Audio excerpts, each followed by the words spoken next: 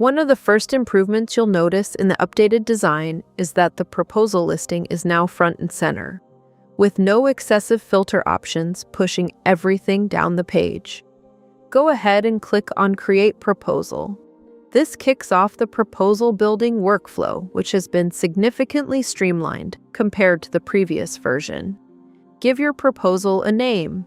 For this walkthrough, we're calling it Demo, but in practice, you would use a descriptive title that reflects your actual code change. Select the appropriate group and cycle if that option is available to you. Here, it will default to the group in which the proposal is open. Choose whether your proposal is public or private. We're setting it to private for now, but you can change this at any point while you're still building. Now, click on Create Proposal. Take a moment to notice the updated panel layout. The old design had two separate panels with a lot of rows, which many users found confusing. Everything is now organized into clean tabs, simplified and easy to navigate. When you add new content by clicking on the Add button, you'll see an option called Import from Book. This is used when you want to pull existing material directly from the book instead of creating something from scratch. We will cover that in more detail later in the video. Click Add New Content to start building out your proposal. This is where you'll bring in the specific code sections you want to address. Now select the code books, the sections, and subsections you want to include. This is a key improvement. Users can now multi-select sections from multiple books at once. Previously, you could only add one book at a time. Click on the Add Sections button to confirm. Once your sections are added, they'll appear in the left panel. You can drag and drop them to reorder, a handy way to organize your proposal exactly how you want it. If you prefer not to drag, you also have the three-dot menu on each section. Use it to move items up or down, whichever method feels more natural to you. Select a code section from the left panel and click on the Edit button. The instruction line will default to Add New Text as follows.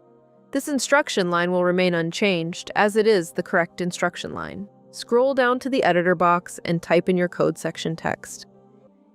You'll also notice the editor itself has been upgraded. CDP Access now uses a tip-tap editor, which is cleaner and more intuitive than the Seek editor used previously. As you type, a live preview of your content appears at the bottom of the panel. This lets you check your formatting and wording without leaving the editing view. Now let's import from book. Notice that you can do that from the Add button on the left panel. You no longer have to navigate back to a previous page to do it. Select the books you want to import from. The system now supports up to 2 books simultaneously, and there's a helpful note on screen so users always know what the limit is. Click on Proceed. By default, the platform will show no selections, keeping things clean and uncluttered. Go ahead and choose from the left-hand menu the relevant content, and then select the sections you want to import. Confirm the import by clicking on Import Sections below. Your selected sections will be added to the editor panel, ready for you to add content and propose changes. At any point while building, you can check your proposal preview by clicking on the preview icon. This gives you a real-time look at how the final submission will appear. You can also download the proposal in your preferred format directly from the preview. This is useful if you want to review it offline or share it with colleagues before submitting. If you're working with others, you can add collaborators by clicking on this option. Just enter their information here.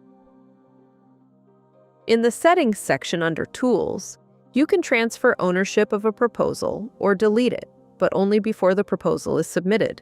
Once it's submitted, those options are no longer available. Next, add any supporting documentation to your proposal in the Documentation tab. The flow here has been simplified. Add your content, hit save, and you'll get a confirmation, so you know it was saved. The bibliography section here is where you can cite your sources and references. In the cost impact section, indicate whether your proposed change would increase, decrease, or have no effect on costs by clicking on the Edit Content button. For this demo, we're selecting No Change. You can also attach supporting files directly to your proposal in the Attached Files tab. Choose whether to link the file or include it.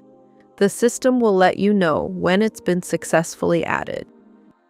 Notes are a great way to document information you want staff to see, but they aren't a real-time collaboration tool. Staff members don't see these notes while you're building the proposal. They only become visible after the code change has been submitted.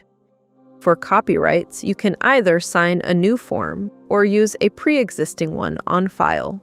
For this demo, we're selecting the existing form, a quick and easy option if you've already completed this previously. When you're ready, click Finalize and Submit. The system will automatically validate your proposal at this point. Any required fields that haven't been completed will be highlighted in red. Work through any flagged items. Each missing item must be addressed before the system allows final submission. Once you've completed all of the items on the checklist, you'll see the Submit Proposal button become active. Select Submit Proposal. Once finalized, your proposal is officially logged in the system, and a confirmation receipt will be provided. After the submission, you have a couple of next steps available. You can review code changes or jump into the discussion. Please note that for the Virginia code development process, the Discuss tab is currently closed. This feature is only available during certain periods. For more information, please reach out to the staff for updates. Thank you.